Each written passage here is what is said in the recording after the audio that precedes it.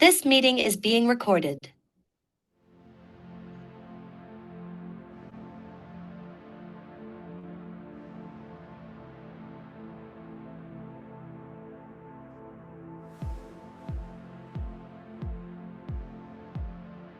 Fala, gente, tudo bem? Bom dia, boa tarde, boa noite para quem for acompanhar depois, né, a versão gravada. É um prazer estar aqui, agradecer a todo mundo que está participando desse webinar. Meu nome é Paulo Câmara, sou Chief Digital Officer aqui na CIT, vou fazer minha audiodescrição. Sou um homem branco, cabelos escuros, estou usando um óculos, barba e uma camisa azul. Hoje eu estou aqui super bem acompanhado pelo Marco Cirelli e pela Laura Croft. Vou deixar que eles também se apresentem, façam sua audiodescrição. Depois eu explico um pouco o roteiro que a gente vai seguir hoje. Vamos lá? Olá. Laura, por favor. Tá bem. Olá, pessoal, tudo bem? Eu sou a Laura, sou vice-presidente aqui da Box 1824, que é uma empresa que faz parte da família CIT. A gente é uma consultoria, né? A gente vai explicar um pouquinho melhor, mas é uma consultoria de estratégia especializada em mapeamento de cenários futuros. Então, a gente vai mostrar um pouco das nossas pesquisas aqui sobre governança e IA.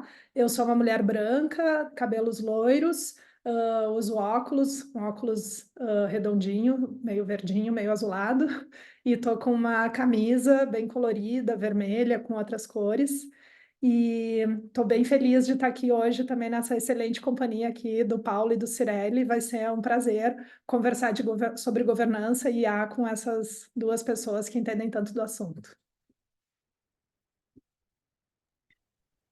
Olá, pessoal. Bom dia a todos. É um prazer estar aqui para a gente falar de um tema tão bacana de IA e também governança sobre IA. Muito obrigado pelo convite da CIT, da Box. Eu sou Marco Cirelli, mas todos me conhecem por Cirelli. Eu sou responsável pela área de tecnologia aqui na Porto. E também vou fazer minha autodescrição. Eu sou um homem branco, tenho cabelos e olhos castanhos claros, e hoje estou vestindo uma camisa preta. Muito bom. Gente, como é que a gente vai seguir aqui?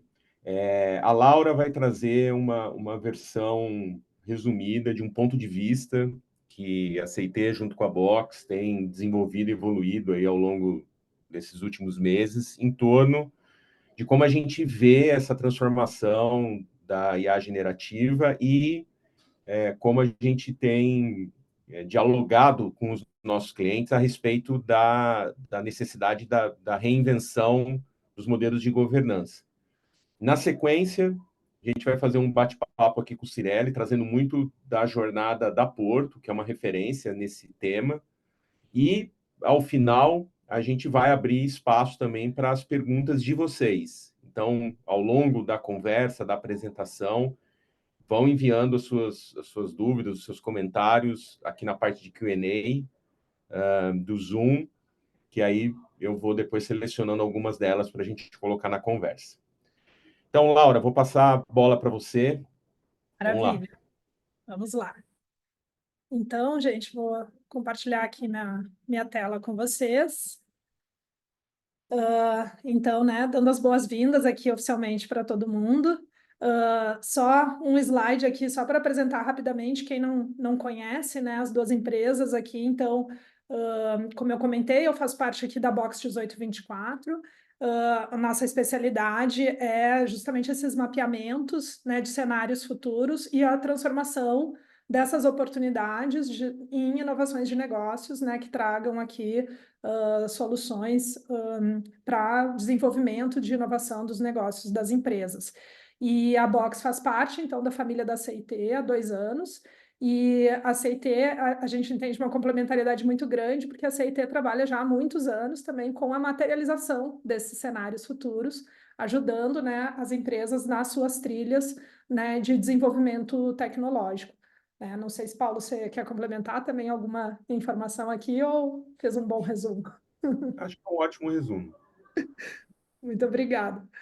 E a gente veio, então, hoje conversar com vocês, como o Paulo comentou aqui, sobre o tema, né, da governança ligado a essa curva de adoção de inteligência artificial. É um tema meio onipresente hoje, né? Imagino que muitos estejam aí até talvez um pouco estafados, né, de tanto ouvir falar de IA e de inteligência artificial generativa, mais especificamente, mas é realmente uma grande revolução tecnológica, e a gente vai mostrar um pouco a importância da governança, e uma governança generativa, como a gente está falando aqui, que tem essa capacidade também de criar novas políticas e se reinventar para ajudar a direcionar as empresas dentro dessa grande revolução de uma forma segura e também capaz de destravar as maiores potencialidades aí de impacto positivo, né, no negócio e na sociedade. Então, só uma breve introdução, né? Por que a gente está falando, né, da chegada da inteligência artificial, mais especificamente generativa, como uma grande revolução tecnológica, e por que ela pode ser talvez até mais relevante do que outras que vieram antes, né? Então, a gente vê que um dos pontos centrais é que os impactos eles se somam, né? Então, as outras revoluções tecnológicas que a gente viveu antes, elas ainda estão, né, presentes nas nossas estratégias e ainda impactando os negócios, mas agora a gente tem essa nova grande onda, né? O Mustafa Suleyman, né, que é um dos grandes líderes aí do tema da inteligência artificial, né, um dos fundadores da DeepMind, que acabou de ser contratado aí há poucas semanas atrás pela Microsoft também para liderar, né, a área deles de IA. Ele falou isso, né, num festival, né, bem focado no tema ano passado em Londres, né, que os próximos 10 anos serão a década mais transformadora que já experimentamos como espécie, né? E realmente, quanto mais a gente entrevista aqui nos nossos estudos na Box especialistas no assunto, mais a gente vê que o entusiasmo é muito grande e a expectativa de grandes transformações também.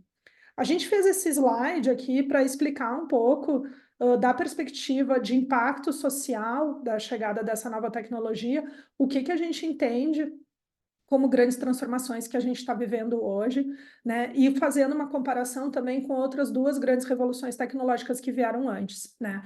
Então, a gente vê que todas essas grandes revoluções, elas têm a capacidade de mudar a lógica de construção de valor da sociedade, o que é fundamental que seja compreendido pelas organizações para que elas também possam adequar seus modelos de negócio a essas novas realidades. Então, se a gente olhar lá atrás, né, para a era industrial, onde a gente teve ali mecanização, urbanização, escalabilidade, foi quando a gente começou a viver essa era de hiperprodutividade na sociedade. Então, a gente começa a ter a capacidade de fazer muito mais coisas, muito mais rápido, e se tornam líderes aquelas empresas que têm essa capacidade de entregar essas ofertas, né, de muita capacidade de escala, com muita velocidade também para os consumidores.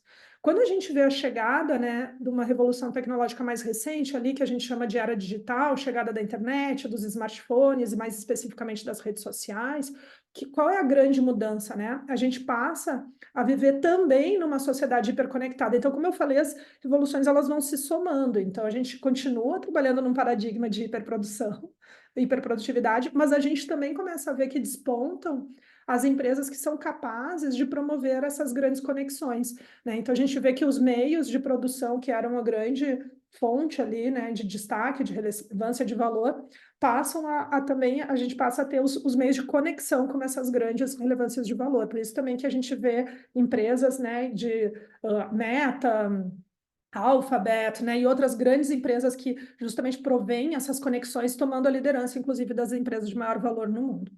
O que a gente vê agora com a chegada da inteligência artificial generativa, mais especificamente, cada vez mais esses agentes pessoais ou esses copilotos que começam a povoar os ambientes de trabalho e assessorar cada vez mais profissionais em diferentes áreas, né? Essa questão da gente também trabalhar com cada vez mais a realidade imersiva, né? Como uma possibilidade também de nova experiência, né? Digital. Isso vai fazendo com que a gente entre numa era hipercriativa, né? Então, a gente vê a sociedade destravando a potencialidade de criar produtos personalizados, serviços hiperpersonalizados, criar soluções para problemas que a gente não tinha conseguido criar até hoje. Então, a gente fala de uma aceleração muito grande de time to market, por exemplo, né, de novas soluções. Então, a gente realmente está falando de uma era hiper criativa, que também é uma era onde a gente passa a viver muito mais conectado com o nosso poder, nossa capacidade imaginativa, né? E também com todas elas têm suas luzes e sombras, né? Então, assim, a hiperaceleração faz a gente aumentar nossa ansiedade, a hiperconexão também faz a gente passar a viver esses problemas, né, decorrentes da gente estar com a imagem, né, hiperexposta de indivíduos e instituições, e aqui também a gente vai perdendo essa capacidade de diferenciar também o que é a realidade do que é a ficção, né. O ponto principal é que a metade das pesquisas tem mostrado que a adesão, né, a essa tecnologia é uma das mais velozes que a gente já teve até hoje, né? Ano passado saiu muito na imprensa, né, essa notícia de que o ChatGPT foi a tecnologia de adesão mais rápida da história da humanidade até então, né? Então foi muito veloz, assim, e a gente vê as pesquisas mais novas, como essa aqui da Salesforce, falando, né, que mais ou menos 50% da população já estaria usando ferramentas de IA generativa. Esse é um número muito alto, às vezes a gente até se questiona, né, porque as pessoas podem estar até mentindo, né, que numa pesquisa que elas estão usando sem estarem usando, porque hoje é quase feio você dizer que você não está usando, de tamanha a presença, né, dessas ferramentas hoje no nosso dia a dia. Mas um número que nos faz olhar para a importância desse dado é quando eles trazem que a maior parte desses usuários, eles fazem parte da geração Z e dos millennials, o que sempre vai ao encontro do que a gente estuda aqui na Box, né? Por isso que o nosso nome é 1824, porque a gente entende, né, os 18 aos 24 anos como um centro primário ali de novos comportamentos, e realmente a gente tem clientes aqui, né, Paulo, como Edux, por exemplo, que já fala que 50% dos alunos lá da Edux, né, que é uma das maiores instituições de ensino no Brasil, já falam que estão usando o ChatGPT para ajudá-los ali nas suas jornadas de educação. Então, esse número realmente não parece ser um número tão distante, né? A própria Clara Schiff, né, que é ali a CEO da Salesforce, fala, né, que na carreira dela ela nunca viu uma tecnologia ser adotada nessa velocidade, né? E aí, o que a gente começa a ver, né? Que quando a gente entende aqui, a CIT usa muito essa divisão, né, de 3 grandes atos na jornada de adoção dessa tecnologia. Geralmente, a gente começa com um processo ali de experimentação, né? Muitos aqui devem se identificar, entra no ChatGPT, brinca um pouco, entra no Gemini, brinca um pouco, começa a descobrir, né, que tem essas ferramentas também para geração de imagens. Quem trabalha com programação, sem dúvida nenhuma, esteve na frente dessas experimentações e dessas adoções, né, dessas ferramentas. Depois a gente já começa a ir para uma fase mais de aceleração, de querer colocar isso em prática e já buscar resultados, para a gente finalmente poder ter a possibilidade de repensar as nossas atuações profissionais ou das nossas empresas, né, para que elas criem alta capacidade de diferenciação dos seus mercados através de negócios que sejam empoderados por IA, né, que sejam AI first companies, né? E o que a gente tem visto, assim, que apesar da conversa ser muito grande em torno de IA generativa, a grande maioria das empresas ainda estão, sim, mais nisso que a gente caracterizaria como ato 1, né, que seriam mais esses casos de usos ainda bastante descentralizados, né, várias áreas diferentes da empresa, ou até funcionários individualmente usando, mas ainda sem a empresa ter justamente uma governança clara, mais centralizada sobre todos esses esforços, uma priorização desses esforços, uma organização do acompanhamento desses resultados, né, o que acaba limitando a capacidade da organização de acelerar. Então, eu até trouxe aqui uma pesquisa, né, que saiu no MIT Sloan recentemente, falando, né, que só 6% das empresas né, puseram em produção algum aplicativo de IA generativa, e entre os participantes ali da Wavestone, somente 5 fizeram algo que já tenha ganho escala, né? Então, o que a gente descobre? Que na prática, que esse gráfico, né, ele tenta mostrar isso, assim, que enquanto as empresas, elas estão mais numa fase de experimentação, de muitos casos de uso ainda isolados e descentralizados, as pessoas já estão mais aceleradas, né? A curva de adoção dos indivíduos, ela está vindo aqui na frente, que é o que essa pesquisa da Grammarly também mostra, né? Que as empresas, elas estão atrás dos próprios funcionários na adoção, né? Só 45% já tem uma estratégia que seja transversal ao negócio, que seja holística do negócio. Por outro lado, essa pesquisa do Slack aqui mostra que 80% dos colaboradores, né, numa pesquisa global, que falam que já usam, né, ferramentas de IA generativa, já estão vendo aumento na produtividade deles. Então, a grande pergunta que fica é como que a gente consegue fazer as empresas acelerarem a adoção para sintonizarem um pouco mais nessa curva de adoção dos indivíduos. E aí o que os nossos estudos e as nossas experiências práticas também com clientes aqui, né, na CIT, isso mostra que uma governança aliada acaba sendo a grande habilidade necessária para você conseguir acelerar, né? Então, assim, é justamente essa falta de uma estratégia de uma governança coordenada, né, para pensar como promover esse uso seguro, né, de uma forma a controlar e mitigar os riscos e, ao mesmo tempo, potencializar os investimentos nos lugares que têm a maior capacidade de retorno, é que é o grande ingrediente para a gente acelerar.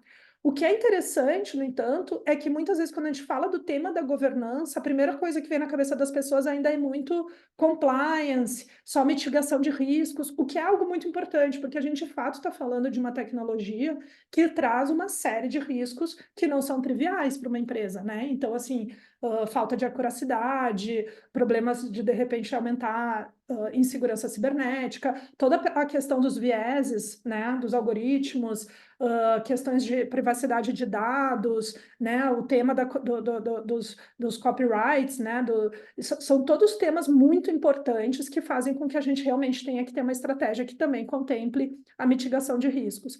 Mas o que a gente está desafiando, né, muito aqui com esse conteúdo é que é preciso olhar para a governança para além do compliance, né, como um instrumento que ele não apenas seja capaz de mitigar os riscos, de novo, não apenas, não que isso não seja fundamental, mas entender que ao fazer isso, ao conseguir trazer instrumentos que te ajudem a fazer uma disseminação do uso da IA de uma forma segura para todas as pessoas dentro da organização, fora da organização, para o próprio planeta, isso vai fazendo com que isso seja uma vantagem competitiva, um diferencial, inclusive, em relação aos concorrentes, às outras organizações, né? E, consequentemente, ela acaba sendo esse fator que acelera, né, e não freia essa adoção aí, essa curva de adoção de IA dentro das organizações.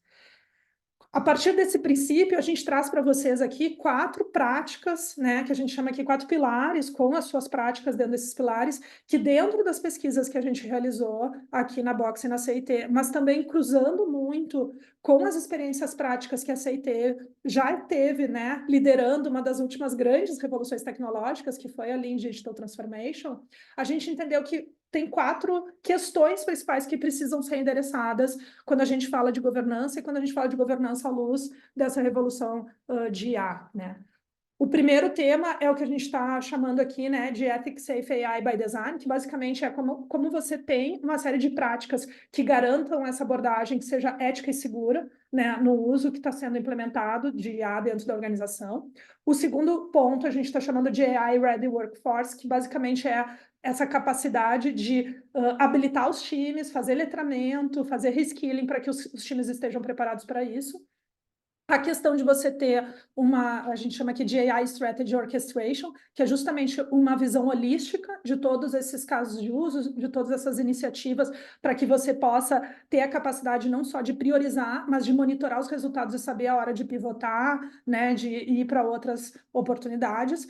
E tudo isso viabilizado, né, por uma infraestrutura tecnológica que a gente chama aqui de AI First Tech and Data Platform, né, que é, né, até que nesse último slide eu trago um pouquinho mais de informações sobre cada pilar, assim, mas basicamente que é você conseguir atualizar as estruturas de dados e também de tecnologia legada, usando a própria IA como um instrumento para acelerar esse processo e para torná-lo também mais econômico, né? É o que a CIT tem feito muito aqui, né? O Paulo depois pode falar um pouco melhor ainda do que eu, mas essa colaboração intensa entre humanos e agentes de IA, né? Então, basicamente aqui a gente traz para vocês o que tem sido a nossa experiência teórica e prática, né? Então, tanto do ponto de vista do que a gente tem pesquisado, intensamente sobre o assunto, mas também o que a gente já tem vivido na prática com os nossos clientes, e é um pouco da provocação que a gente traz para dar o pontapé inicial aqui no nosso webinar e para conversar mais profundamente também com o Cirelli sobre as experiências que ele tem tido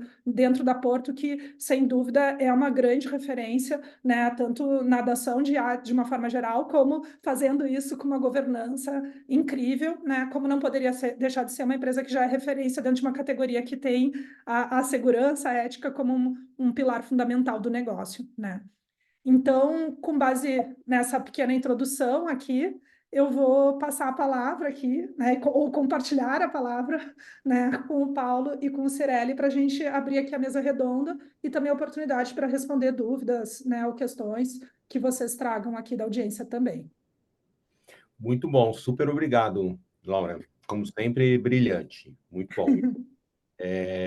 Eu vou reforçar, algumas pessoas acabaram entrando depois que eu fiz a abertura. Mandem suas perguntas, seus comentários pela funcionalidade Q&A do Zoom. A gente vai selecionar algumas para colocar no debate aqui. Cirelli, a gente vai tentar passar um pouco ali por aquelas grandes 4 questões, né? Tentando capturar um pouco do seu ponto de vista e da Porto em torno delas. Mas antes de falar especificamente sobre cada uma, eu queria talvez dar um passo atrás, porque a gente, né, conversando com acho que praticamente todos os nossos clientes, né, são, via de regra, grandes empresas, são líderes de segmento, assim como a Porto, inovadoras, e inteligência artificial definitivamente não é um assunto novo nessas empresas, assim como não é na Porto, né? Vocês têm uma jornada já muito consistente em torno de inteligência artificial e de muito tempo e de muitos anos.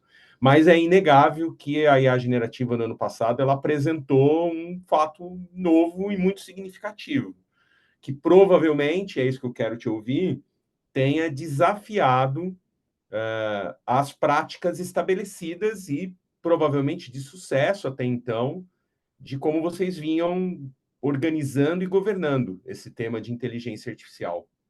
A minha pergunta para você é se isso é verdade, assim, se o boom da IA generativa colocou em xeque alguns aspectos que já existiam, que eram bem estabelecidos da maneira como vocês estavam olhando aí para a inteligência artificial, e se você puder citar alguns desses aspectos, ou até eventualmente elementos novos que talvez tenham aparecido e que não eram até então itens de grande preocupação. Aí depois a gente vai se aprofundar provavelmente em alguns desses pontos. Muito bem, Paula.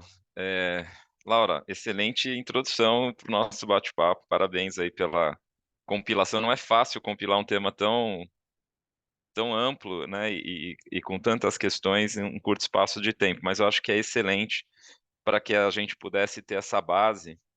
E o ponto que você está trazendo, Paulo, posso me dar a oportunidade de contar um pouco sobre esse aspecto na Porto, né? E aí talvez compartilhar com todos que estejam passando por essa etapa. De fato, a Porto já utilizava IA, né? E aí machine learning, deep learning, há pelo menos 10 anos, né? Em precificação, modelos de sinistros e tudo mais. Então, nosso aprendizado com IA sempre foi gradual, mas sempre muito focado em processos específicos, onde a aplicação disso tinha o maior valor.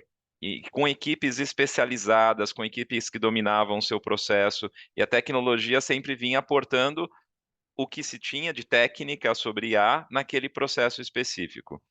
A IA generativa realmente foi uma grande mudança nessa dinâmica. Então, por quê? Logo que ela foi difundida através do ChatGPT, né, no ano passado, principalmente, a gente começou primeiro uma grande experimentação. A gente tem o privilégio de ter aqui a Oxigênio como uma aceleradora que funciona como um grande laboratório de pesquisa e desenvolvimento. Então, lá a gente já começou a experimentar quais seriam os impactos nos nossos negócios, né? Lembrando que a Porto não é só seguros, ela é muito conhecida por seguros, principalmente automóvel, mas nós temos uma vertical de banco, uma vertical de saúde, uma vertical de serviços. Então, a gente queria experimentar na Oxigênio quais eram os principais impactos e qual o potencial que a IA generativa teria, E aí a gente se deparou com dois sentimentos, de uma grande empolgação com o que ela poderia fazer, e com uma grande preocupação, porque nós teríamos que mudar a nossa forma justamente de abordar a governança dessa nova tecnologia. E a gente percebeu que a gente ia ter que mudar muitas coisas. De fato, o que nós tínhamos de governança, e não estou falando de governança só sobre a ótica de controle, como a Laura bem falou, não de compliance, privacidade, que já existe e que precisaria seguramente ser revista sobre a ótica dessa nova tecnologia, mas de governança sobre onde estão as oportunidades, como a gente deve adotá-las, em que ordem e como fazer isso. E aí o nosso processo passou muito por uma organização, antes de falar de tecnologia, com as áreas de negócio. Então, eu acho que foi a primeira vez, talvez, que a gente se organizou de uma forma tão estruturada. Então, tivemos representantes de cada produto, de cada vertical de negócio, participando de um processo de letramento, de conhecimento desses executivos sobre o que é a IA generativa. A partir daí, aprendendo um pouco mais sobre essa tecnologia do que nós tínhamos já explorado com o Oxigênio, e aí a Box, a CIT nos apoiaram também nesse papel de conhecimento, de aportar informação e know-how sobre isso, sobre o que se conhece de IA generativa. E a partir daí a gente foi criando um plano de negócio para IA generativa para Porto, de forma estruturada, né, porque pelo tema também ser empolgante, todas as áreas querem participar, todas as áreas veem uma utilização e uma aplicação muito clara. Então, a gente precisava, nesse papel, coordenar o que ia ser feito. Então, criamos esse fórum, esse comitê, com a participação de todos, e pudemos, a partir dali, eleger as principais iniciativas para Porto. Então, elegemos 11 iniciativas que a gente vem implementando, que busca trazer resultados com o uso da IA generativa.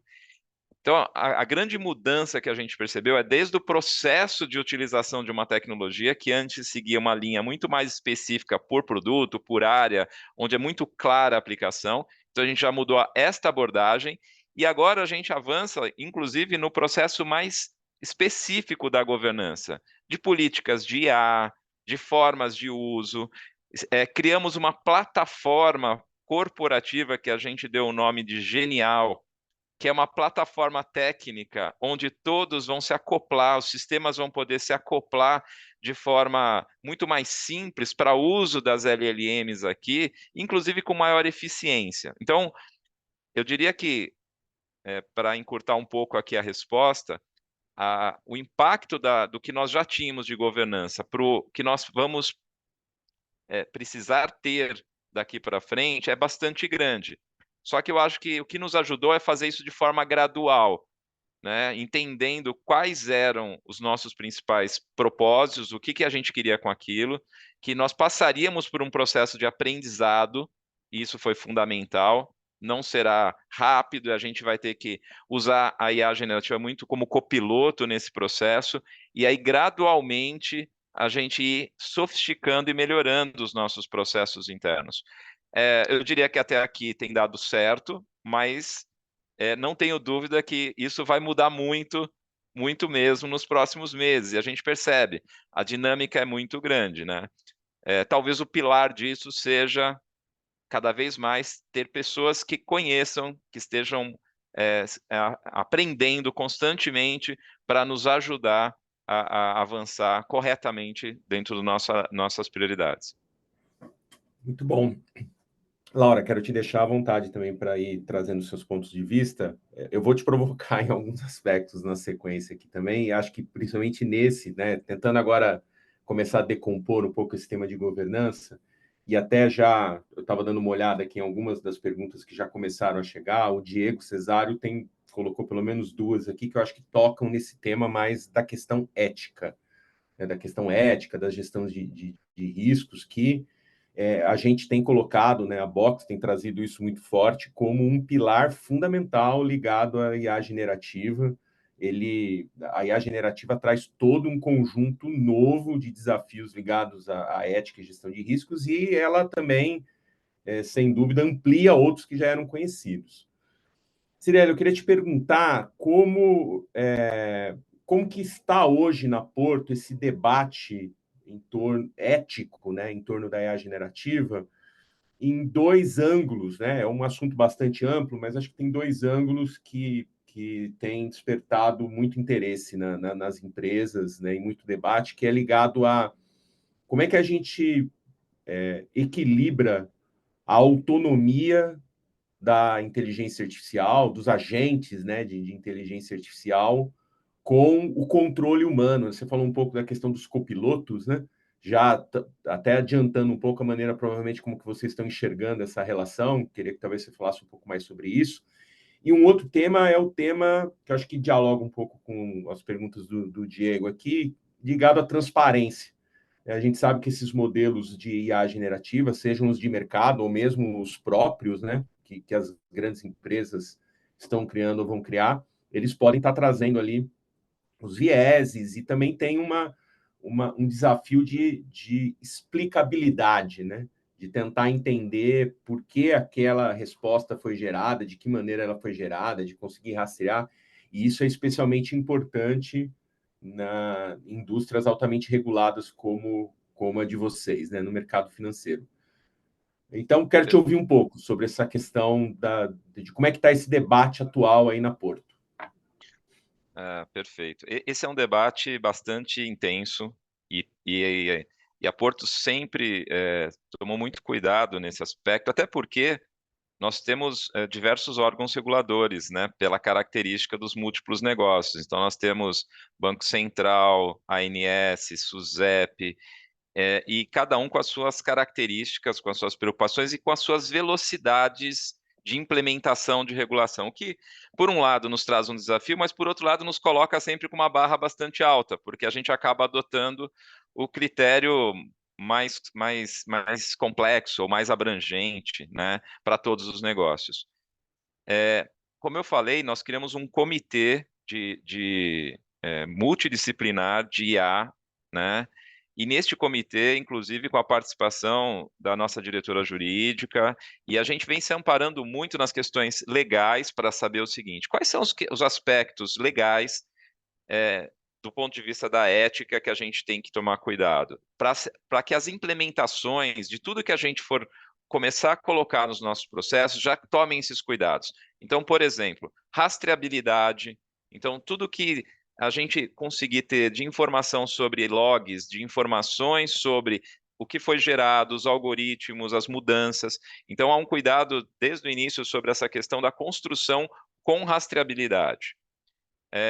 Além disso, a gente está fazendo, nesse primeiro momento, muitas coisas utilizando estruturas internas de IA generativa, com bases de conhecimento internas, para que a gente possa, inclusive, nesse processo de aprendizado, ter maior controle sobre o que você tem de resposta. E sempre, como eu expliquei e você repetiu, Paulo, usando como um copiloto. Nesse momento, nós não estamos colocando a IA generativa diretamente numa interface com o nosso cliente.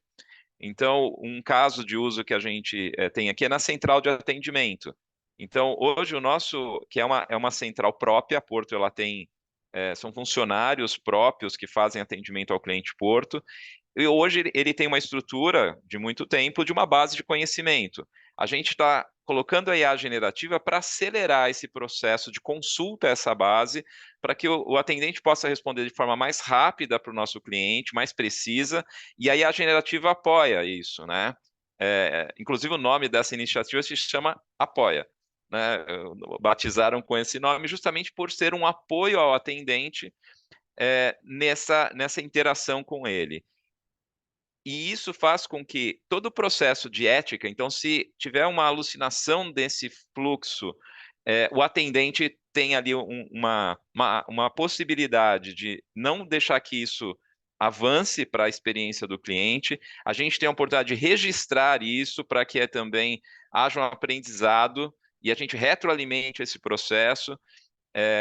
E aí você começa a corrigir e avançar com os padrões éticos que a Porto determina, né? Além disso, tem todo também um cuidado com os parceiros que a gente adota nesses processos de LLMs. Então, há um crivo bastante cuidadoso de quais são as estruturas de IA generativa que a gente adota para que a gente já possa nascer com um nível mínimo de governança também dos parceiros dentro dessas questões. Então, a preocupação é grande, há um aprendizado, como eu falei, alguns na parte legal, inclusive com o apoio de escritórios jurídicos que estão nos orientando, eles também mostram que estão aprendendo nesse processo. Então, até o final do ano, há uma expectativa que seja votada uma lei muito mais completa sobre isso, mas ainda está em discussão.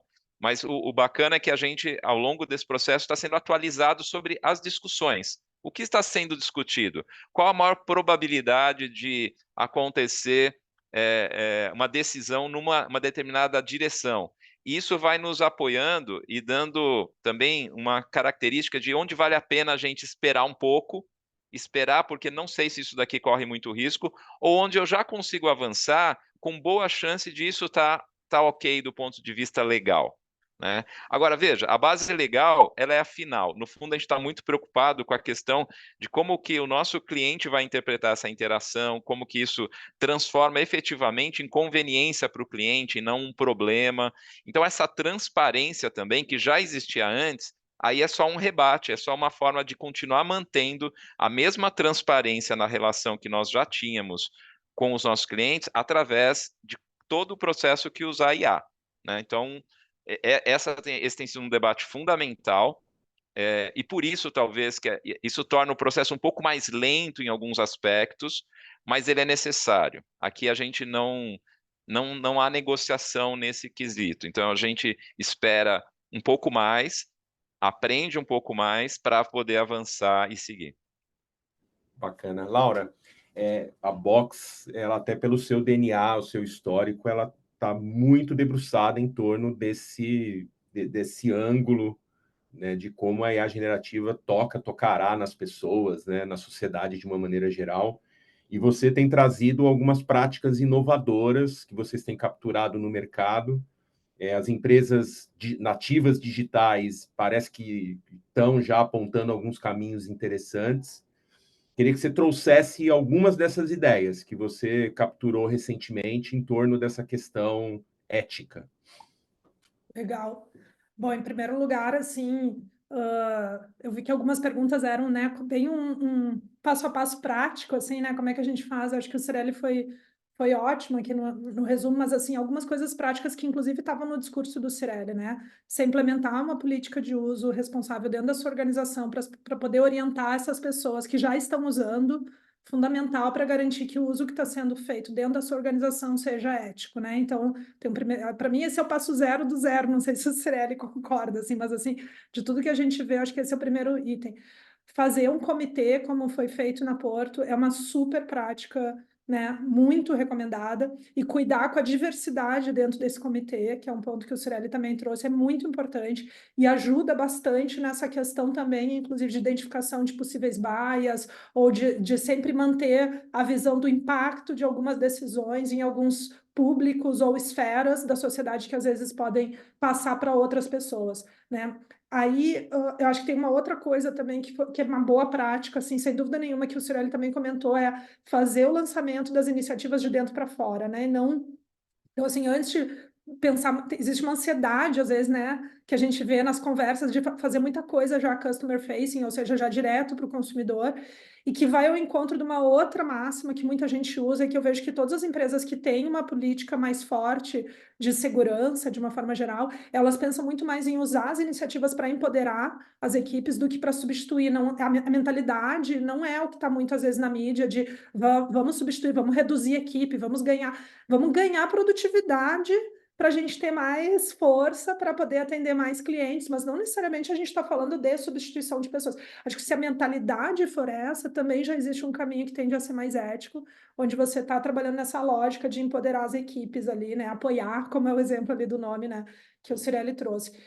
Agora, das práticas, né, mais evoluídas que a gente tem visto, existe um conceito que eu acho muito interessante, que foi falado bastante no SXSW desse ano, que é o conceito de Product Equity, que algumas empresas, como o Paulo comentou, né? Então, lá a gente viu algumas palestras sobre isso, a gente viu que Uber, Visa e também Adobe e Google já tem Product Equity, pode ser um processo, né, que a gente estabelece, mas podem ser departamentos. Essas 4 empresas têm departamentos voltados a pensar como seus produtos, suas soluções digitais e de IA podem ser o mais equitativas possível. E aí, não à toa, né, por exemplo, esses departamentos, nas palestras que eu fui assistir, eles eram liderados por pessoas negras, né? Para mim, isso não era uma casualidade, porque isso também vem ao encontro de quem tem geralmente a sofrer mais as dores desses bias que eu vi que algumas pessoas colocaram aqui, né? Então, quem justamente tende a ser, né? Tem muita gente perguntando aqui sobre bias, e de fato é uma questão, né? O viés dessas bases de dados é uma das questões importantes para a gente levar em consideração. Então, você ter um grupo que está pensando em como incorporar uma lógica para que o produto seja equitativo, seja justo, e até quando eles falavam da descrição desses departamentos, eles falavam, esse departamento serve para a gente garantir que os nossos produtos, eles não excluam e não causem mal a ninguém, e sejam o mais acessíveis para o máximo possível de pessoas, né? O que, no fim do dia, é uma estratégia extremamente inteligente de negócios, então ela traz um resultado financeiro também para a empresa. E eles explicaram que todos os casos, né, que eles usam dentro dos portfólios das empresas, eles visam esse impacto também financeiro associado a esse impacto ético. Então, acho que é uma tendência, talvez, interessante, não necessariamente precisa ser um departamento, mas pode ser um processo que seja implementado, né, que é um processo que busca esses produtos mais equitativos, né, Paulo? Então, acho que isso é uma inspiração interessante aqui também para a gente, mas sem dúvida nenhuma, a questão de você ter pessoas diversas na equipe é altamente recomendado para você poder até olhar para coisas. E outra coisa que talvez, Paulo, também você possa responder um pouco mais é, sim, como que você usa bases de dados o mais limpas possíveis para que elas também tenham menos vieses, né? Então, isso eu vejo muito o case da Adobe, por exemplo, que se vende como uma empresa que tem, por exemplo, soluções que teriam menos vieses do que talvez algumas outras empresas que também trabalham com geração de modelos de imagens, porque eles dizem que eles não usaram toda a base de imagem suja da internet, que já tem muito viés, e eles dizem que cuidaram para usar a base de dados dele, além de não ter problemas de copyrights, né, no caso deles. Então, são duas soluções que eles trouxeram para tentar ter um produto mais ético ali na ponta, né? Então, enfim, só para dar um outro exemplo que possa ser inspirador aqui também. Ô, Paulo, se você me permite, Por posso favor. só aproveitar a fala da Laura para contar um pouco do que aconteceu aqui na Porto sobre essa questão de ter pessoas de diversas que representem de fato a nossa sociedade em todos os sentidos, né? Este plano que eu comentei com vocês que nós criamos, né? Eu fui apresentar no nosso conselho. Eles te deram uma super contribuição, né? Teve um apoio muito grande. E a contribuição deles muito legal foi quando eles viram a formação do nosso grupo, deste comitê, a contribuição deles, acho que está faltando representatividade neste grupo. Do ponto de vista de gênero, de raça, de tudo. E aí, na hora eu olhei e falei, verdade, precisamos complementar. A gente até havia se preocupado inicialmente com isso, mas muito mais nos aspectos do conhecimento. E aí o aspecto, por isso que eu estou dizendo, a Laura trouxe uma coisa fundamental. Se a gente não tiver o grupo já exatamente com essa formatação desde o início, a chance de você cometer alguns deslizes não vai ser proposital, mas porque você não está com aquele olhar específico. Então, essa foi uma correção que o Conselho nos trouxe, e eu acho isso muito importante. E agora a nossa preocupação é em todos os nossos aspectos, tudo que agora está abordando a construção disso, a gente preservar essas visões múltiplas. Você está no mudo, Paulo. Desculpa, agora sim. Quero avançar para um outro tema. Também tem muitas perguntas e comentários aqui, a exemplo do Fabrício Metzger, da Kika, que é sobre a transformação das pessoas, né, dos funcionários.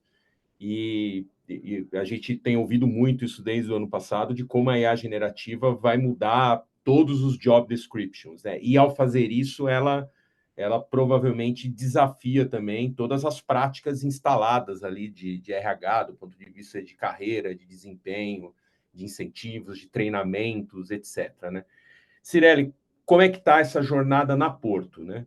Você já falou um pouco das jornadas de letramento, abordagem dos copilotos, mas te convidar aqui a tentar dar um duplo clique nessa ótica mais de como tem sido esse processo de ressignificação das atuações das pessoas e de que maneira o RH, e se é ele, né, que está tentando acompanhar esse processo também com todas as práticas e arcabouço ali, né, de políticas, de estruturas, de pessoas.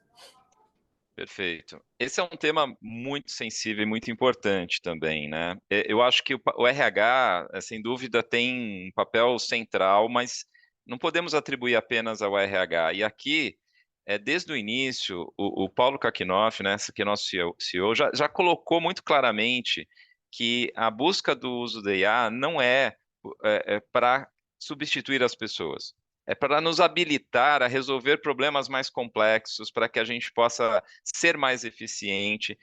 Mas isso é um discurso que ele só se comprova quando efetivamente a prática da empresa começa a demonstrar que é este o caminho. E nós estamos muito no início ainda.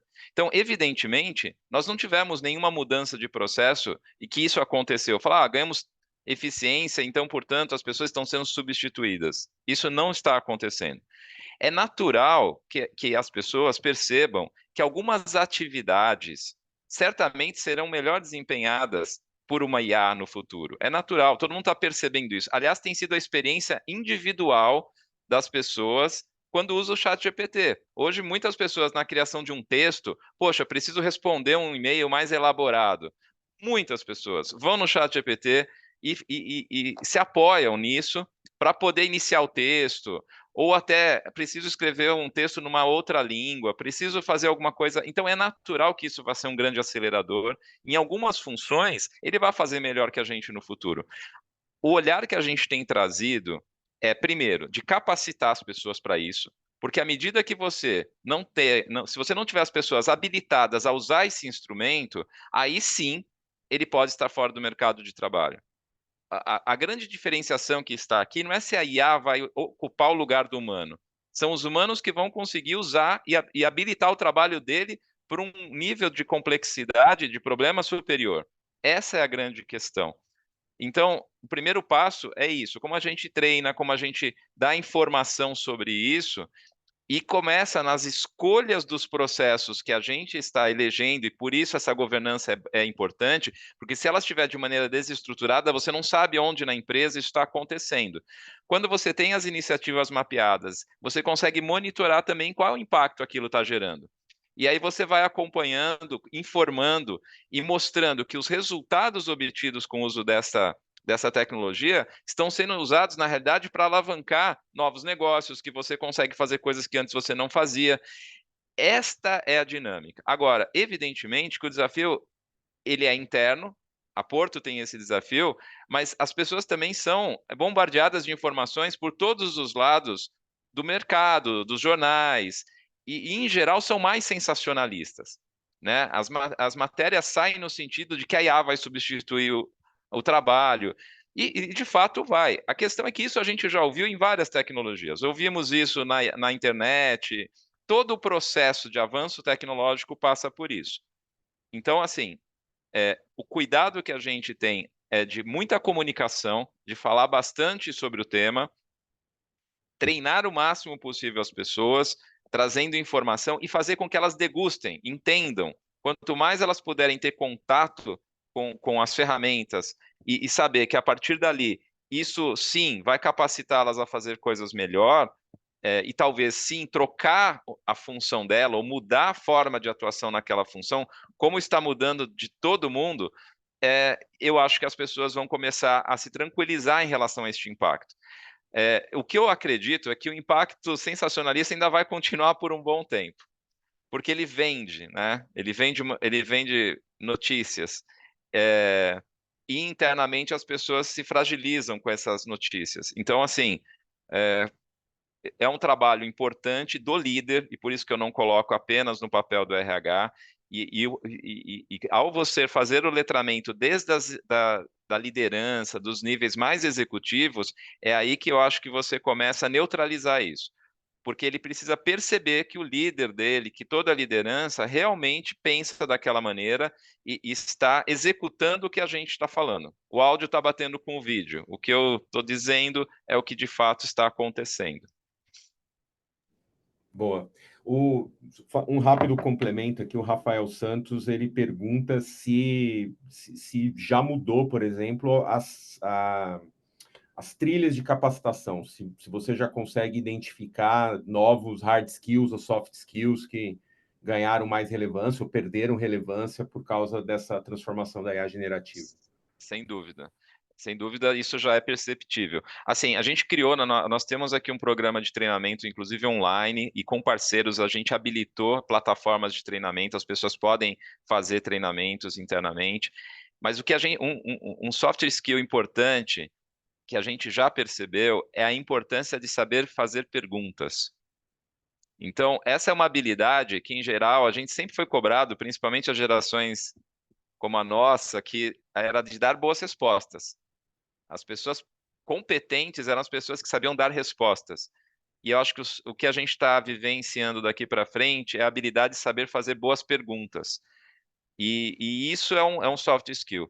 Desde do exemplo que eu trouxe do atendimento, já muda exatamente a forma que a pessoa interage com esta base de conhecimento. Ao invés dela buscar a informação, ela faz pergunta num prompt para saber a resposta. E isso é algo que ela não fazia. Ela tinha que saber navegar numa base de conhecimento, nas páginas. Agora ela tem que saber elaborar uma pergunta.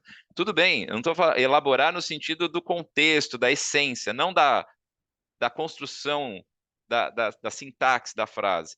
E isso eu acho que é uma habilidade que a gente já notou, e eu acho que, inclusive, eu já vejo algumas universidades mudando a forma, inclusive, de vestibular, menos conteudista para um olhar mais de capacidade de entender o problema e formular perguntas e onde obter respostas. Para mim, esse é a grande mudança de soft skill.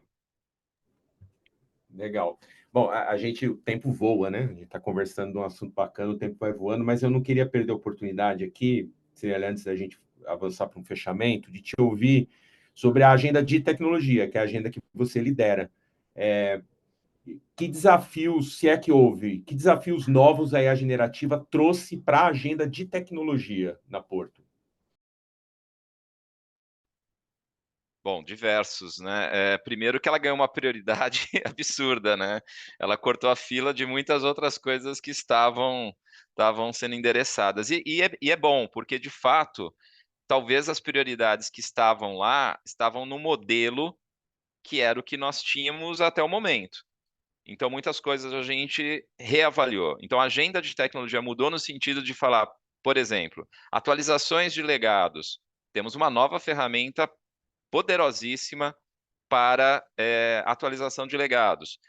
A agenda de dados ganhou, a gente já tinha aqui um movimento bastante grande com um programa chamado Atlas, de toda uma sofisticação da parte analítica, as ferramentas e tudo mais, mas a IA nos trouxe uma prioridade na qualidade do dado muito grande. Para que a experiência do cliente seja coerente, seja transversal de fato. Então, essa foi uma agenda que mudou muito. Uma outra que houve um impacto muito grande é na parte de devs, de construção mesmo de códigos. Então, existem ferramentas, a própria CT com Flow, Microsoft com Copilot. Isso acelerou muito o processo de desenvolvimento, de testes, automação de testes. Então, essa é uma agenda que mudou muito do ponto de vista de como a gente agora está montando estratégias para os nossos programas e o que a gente vai fazer. Tá? Além disso, muda a agenda de tecnologia com os parceiros, né? Porque a gente começa todo mundo agora fala de IA, né? Nada que aparece agora não tem a ver com IA. Então, mudou uma agenda do que exatamente a gente precisa com os nossos parceiros. Então, esse olhar de, tá, como que esses parceiros conseguem nos apoiar nessa transformação, isso também mudou, né? Então, o que desafia toda essa cadeia de tecnologia, né? Então, obviamente, existem algumas empresas que são as que estão comandando isso no mundo, mas muitas estão se aproveitando melhor dessa mudança. Então, a gente também está procurando estabelecer parcerias mais robustas em relação a isso, para que a gente tenha uma construção acelerada, mas também consistente. Então, veja, são muitas coisas. E por último, um olhar específico para a eficiência do uso da IA. IA não é barato, né? Essa questão também tem que se desmistificar. Vamos colocar IA em absolutamente tudo. Não, ela resolve problemas específicos, importantes, nos habilita para resolver problemas de maior complexidade, mas qual resultado isso efetivamente traz? Como usar? Então, esse olhar de eficiência no uso da IA também mudou. Já existia, obviamente, eu diria que agora ganha uma sofisticação de como a gente implementa isso também com IA nessa nova dinâmica. Boa. Eu vou para um fechamento, eu queria ver se a gente consegue te ouvir a Laura também. A minha pergunta, Cirela, você falou lá no início, né, tinha muito entusiasmo e muita preocupação, né? Hoje, quais são os sentimentos da alta liderança da Porto, né, em torno desse tema de GenAI? São os mesmos ou mudaram?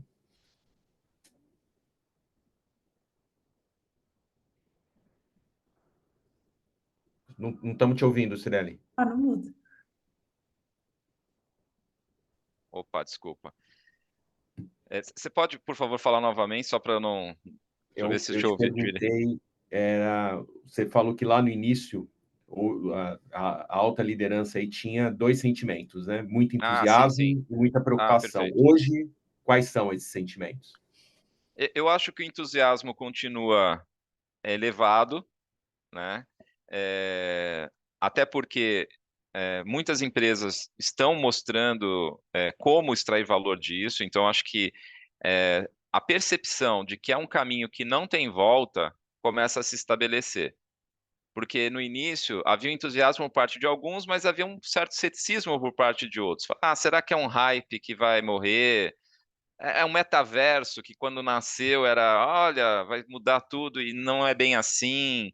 Então, as pessoas começaram a perceber que não, que isso vai evoluir, mas principalmente mudou no sentido de que, olha, sabemos que precisamos aprender, e isso demanda um certo tempo e a gente precisa ser consistente nisso. Então, eu diria que o patrocínio tem sido cada vez melhor nesse sentido. Óbvio que a expectativa, principalmente nesse primeiro momento, com o que é possível ganhar de eficiência, com o que a gente pode já avançar, é grande, mas eu acho que houve um equilíbrio melhor entre essa expectativa e a realização disso nessas etapas, tá? E Boa. só para, Por favor. Paulo, se você me permite, é que eu vi que uma pessoa aqui colocou no chat, acho que é a Lê, Rebeca, colocou que o INSPER é um exemplo, e de fato minha filha faz um curso lá de economia, e ele é um exemplo mesmo de como o processo de seleção já utiliza exatamente esses soft skills, né? Então, é só para citar aqui que eu acho que esse é um caminho muito legal da gente, inclusive nas próprias empresas, começar a adotar um olhar mais específico em processo de recrutamento e seleção, parecido com o que o INSPER faz. Acho bem legal. Boa. Laura, o desafio de te ouvir rapidinho, mas, de novo, né, pegando sua percepção da Box, dialogando aí com dezenas de empresas a respeito desse tema, para quem não saiu na frente, né, exemplo da Porto, para quem está embarcando talvez de maneira mais estratégica agora, né, nessa jornada de GenAI, que recomendação você dá pensando nesse ano, né? Qual deveria ser o foco? Eu acho que vai bem ao encontro aqui do nosso tema, assim, Paulo. Eu vejo que, né, a minha experiência com as lideranças, assim, até pegando o gancho do que você perguntou para o Cirelli, é que eu acho que também existe muita ansiedade, assim, e aí eu acho que na medida como o Cirelli traz que os líderes vão se dando conta de que, não é um hype, é uma mudança, mas ela é uma mudança muito grande e de infraestrutura, a minha recomendação seria olhar para essa transformação menos como um sprint, né, como uma corrida rápida e mais como uma maratona, assim, sabe? Desculpa o clichê da metáfora, mas com certeza não dá para ir caminhando que você vai ficar para trás. Tem que ter uma certa agilidade.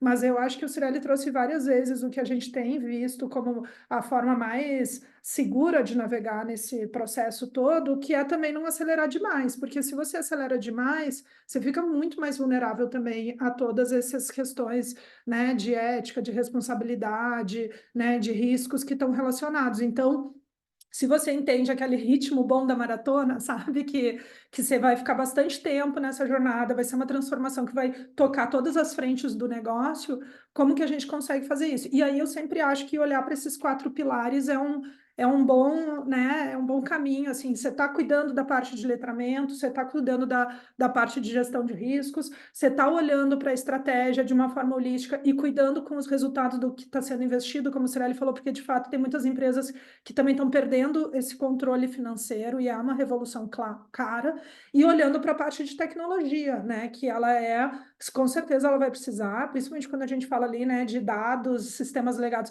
a gente precisa de um processo de atualização, mas fazer isso com parceiros que também consigam trazer a própria IA para ajudar a trazer uma eficiência maior nesse processo que até pouco tempo atrás a gente sabe muito bem que era muito mais caro e muito mais demorado do que a gente consegue fazer hoje, né? Então eu olharia sempre essas 4 frentes e num pensamento de maratona. Muito bem. Gente, chegamos ao fim. Quero agradecer demais todo mundo que acompanhou, especialmente quem mandou suas perguntas, seus comentários. Laura, Cirelli, super obrigado também pela presença e pela participação. E é isso, a gente se encontra num próximo aqui. Obrigado, gente. Muito obrigada, gente. Obrigado, pessoal. Um abraço. Tchau, tchau.